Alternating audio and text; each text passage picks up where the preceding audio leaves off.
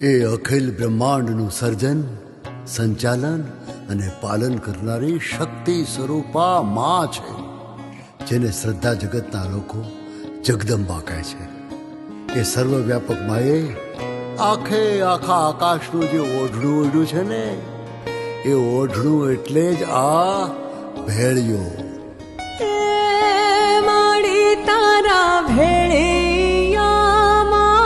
ઉજળું અમારું ભાવિ રે માતાજી તારો રૂડો ભેળિયો.